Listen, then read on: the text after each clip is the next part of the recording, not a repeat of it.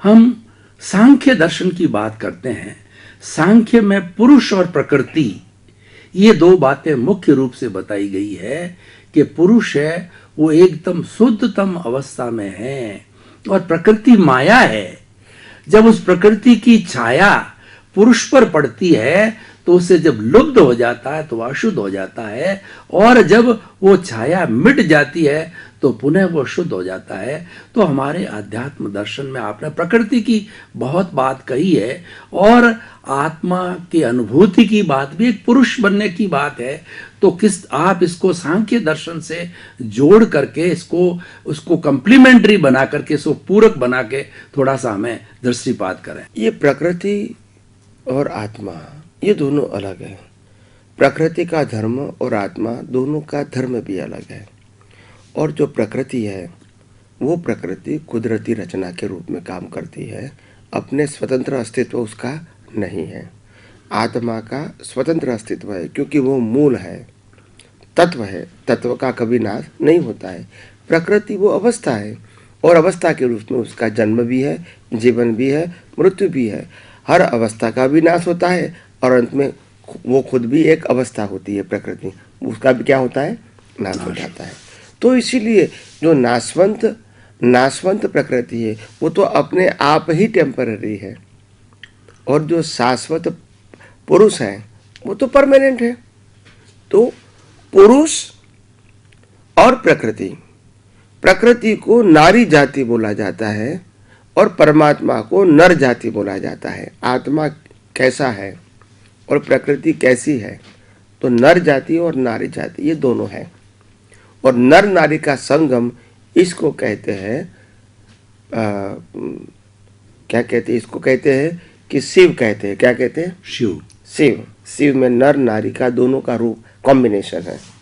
तो सही बात है, ये नारी है प्रकृति और पुरुष नर है। पुरुष का मतलब होता है आत्मा, प्रकृति का मतलब होता है ये मन वचन काया रूपी शरीर। तो नारी और नर दोनों का साथ में रहना इसको कहते हैं व्यक्ति। तो नर नारी दोनों है। अगर नारी अकेली हो गई, नर नहीं है, तो नारी को कोई कीमत नहीं है। नर अकेला है और नारी नहीं है तो नर अकेला कुछ नहीं कर सकता है। इनको नारी चाहिए। नारी का मतलब होता है प्रकृति। बिना प्रकृति रामकृष्ण महावीर भी कुछ नहीं कर सकते, क्योंकि आत्मा में कुछ भी करने की प्राकृतिक शक्ति है नहीं। आत्मा में न बोलने की शक्ति है, न सोचने की शक्ति है, न क्रिया करने की शक्ति है, न व्यवहार करने की शक्ति है। तो वो प्रकृति में है। और आत्मा के अंदर क्योंकि वो परमानेंट है, उनका एग्जिस्टेंस परमानेंट है, और आत्मा का स्वभाव ही है ज्ञान। क्या है? ज्ञान।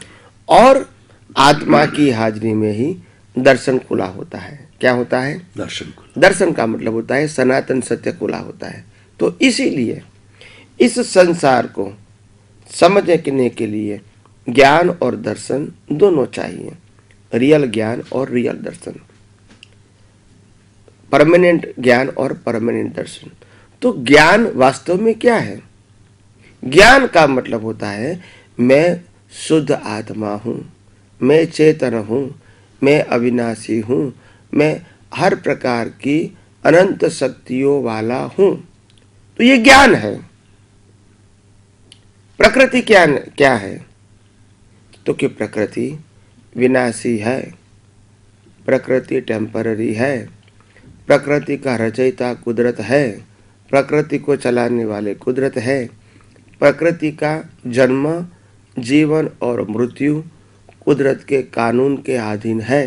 तो ये दोनों का स्वभाव क्या है? अलग है।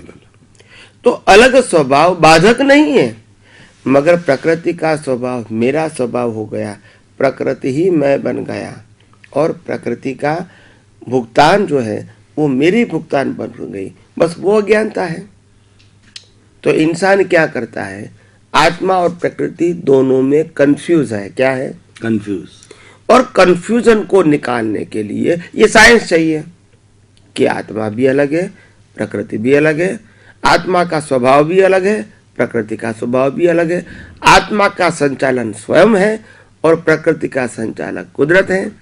आत्मा कर्म और कर्म फल के ऊपर आधारित नहीं है, प्रकृति कर्म और कर्म फल के ऊपर आधारित है। तो आत्मा अपने खुद के तत्व के ऊपर आधारित है, प्रकृति बाकी के 5 तत्वों के सहायक चलती है, बनी है और चलती है। तो ये सब बातें हमको समझनी पड़ेगी, तब भी मालूम होगा कि प्रकृति और पुरुष क्या है। पुरुष खुद है और प्रकृति पुरुष के साथ जुड़ी हुई अवस्था है, और अवस्था में राग द्वेष करना उसका नाम संसार है, अवस्था से मुक्त रहना इसका नाम है आध्यात्म।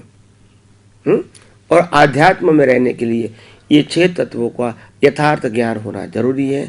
और यही बात श्रीमद् राजचंद्र और महावीर ने बताई है 6 पदार्थ के ऊपर से, यानी ये दोनों बात बहुत जरूरी है। और इसीलिए मैंने कहा कि जो सांख्य दर्शन में जो बात बताई है पुरुष और प्रकृति, ये दोनों सही हैं, और वो विज्ञान से ही समझ में आता है कि दोनों का रोल क्या है, अलग अलग है, और दोनों एक दूसरे के लिए बाधक नहीं है, पूरक है। अगर मुक्ति पाना है तो प्रकृति से मुक्ति पाना है, तो कैसे पाओगे? प्रकृति से मुक्ति पाने के लिए अज्ञान से मुक्ति पाना है। बाकी ये प्रकृति तो अपने आप कुदरत छुड़वाएंगी आपको, तो इससे छूटना नहीं है। मगर ये प्रकृति क्यों बनी? तो क्या अज्ञान से बनी। तो अगर अज्ञान नहीं होगा तो आपके साथ प्रकृति नहीं रहेगी। आप समझे ना? तो अज्ञान को निकालना ये हमारा पुरुषार्थ है, और प्रकृति और परमात्मा दोनों पहले होते हुए भी एक दूसरे के पूरक है, बाधक नहीं है।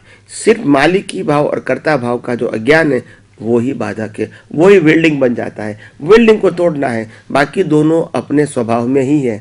प्रकृति अपने स्वभाव में है, परमात्मा अपने स्वभाव में है, मगर प्रकृति और परमात्मा दोनों के बीच जो अज्ञान का बिल्डिंग है उसी से ही संसार बनता है, कर्म बनता है, जन्म मरण बनता है, अज्ञानता बनती है, और उसी बिल्डिंग को तोड़ना है। इसका नाम है आध्यात्मिक पुरुषार्थ।